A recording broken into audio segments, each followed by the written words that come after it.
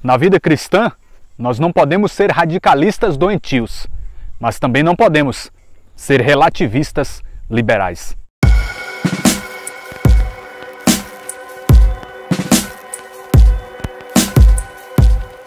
Predomina com uma intensidade cada vez maior uma doutrina diabólica, uma corrente de pensamento terrível, uma teoria do mal, o chamado relativismo. Ele é responsável por questionar, desconstruir, colocar em xeque toda a verdade absoluta, definitiva e universal. O ponto de vista relativista não aceita os valores, os princípios morais, éticos, culturais e principalmente religiosos como absolutos. Tudo é relativo, depende de circunstâncias, nada é permanente e sólido. O relativismo é algo grave, perigoso, pois nós sabemos que Deus é eterno, Deus é imutável. Jesus é a verdade e Ele é o mesmo ontem, hoje e será para todo sempre. O Espírito Santo é o Espírito da verdade. A palavra de Deus é a verdade permanente. Mateus 24:35 vai dizer que céus e terra passarão, mas a palavra de Deus não passará. A doutrina cristã, guardada, repassada, transmitida e ensinada pela igreja, deve ser obedecida, respeitada e praticada. Mas o relativismo nega e distorce tudo isso, criando uma certa liberdade que, na verdade, é uma desordem sem tamanho. Esse pensamento infernal, infelizmente, contaminou muitos cristãos. Muitos se consideram liberais, distorcem o conceito de amor, de graça e de misericórdia. São adeptos do não julgueis, vivem afirmando não é bem assim, para que tudo isso? Isso não é pecado, isso é religiosidade, a onda agora é outra.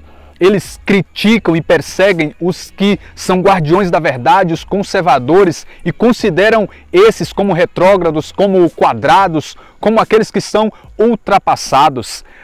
Cresce cada vez mais a estupidez do politicamente correto. Não há mais um conceito de bem e mal, certo e errado, pecado e santidade. São insubmissos, não aceitam liderança, não aceitam autoridade. Cada um tem a sua própria verdade. Foi Bento XVI quem afirmou que vai se construindo uma ditadura do relativismo que nada reconhece como definitivo, como absoluto. E se isso já é preocupante na ética, na moral, na cultura, nesse mundo secular, muito mais preocupante, grave, sério é quando esse pensamento terrível, essa teoria infernal entra para o ambiente da fé, da igreja e contamina os cristãos. Se não há esta noção de certo e errado, bem e mal, pecado e santidade, para que eu irei me importar em obedecer a palavra de Deus, em cumprir os mandamentos do Senhor, em buscar viver a verdade, se nem mesmo se tem uma consciência que depois dessa vida haverá um julgamento distinto, haverá céu e haverá inferno, haverá uma recompensa para os justos, mas haverá também uma punição para aqueles que a vida inteira viveram longe de Deus e resistiram à graça do Senhor. Então, isso é perigoso, isso é grave, é sério. Por isso que há uma outra frase também atribuída ao Papa Pio XII, se não me engano, que diz que o maior pecado tem sido que o homem tem perdido a noção do pecado.